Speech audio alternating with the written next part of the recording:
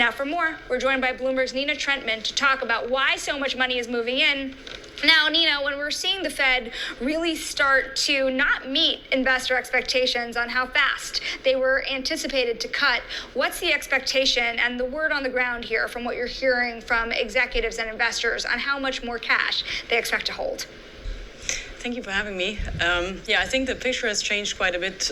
Just going back 2 months ago when people were expecting the Fed to cut rates by March and therefore also then wondering, well, what's going to happen to all that cash that's sitting in money market funds? Of course, now we're seeing that the Fed is potentially moving to cut rates later, and we're seeing people that are even thinking of another hike before rates move lower. Then that means, of course, that corporates will and investors will likely hold money market funds for longer, and we don't necessarily see that immediate rushing or that sucking sound out of money market funds that some people were anticipating. As you said, we've seen even an increase this year, and that is probably also not going to change anytime soon. It depends, of course, on when the Fed moves to cut rates and then also by how much.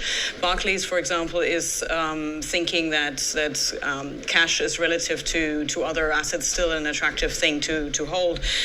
We also have seen JP Morgan, for example, expecting only 500 billion out of the 6 trillion likely susceptible to flight risk. So basically, we're still expecting a significant amount of money being held in funds, and some even out there in the market. Crane Data, for example, expecting this amount to increase up to 7 trillion. So another trillion to be added today. So I'm not necessarily sure entirely where it's going to go, but from corporates at least, we're hearing very much that they're not moving to move their funds out of money market funds anytime soon, given that they want liquidity, they want the cash available, which then also means that they don't necessarily want to take a lot of risk on it. Did investors or even corporations give a sense of how fast and how far rates have to go down before cash becomes unattractive?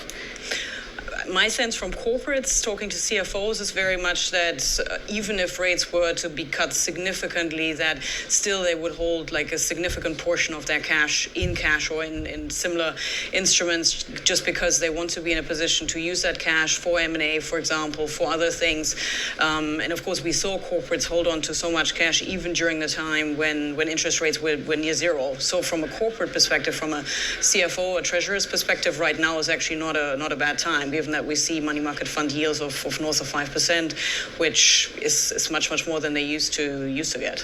Nina, we thank you so much for your time and your analysis. That is Bloomberg's Nina Trentman, who is an author on one of the most read stories of the day. Meanwhile, former Treasury Secretary Larry Summers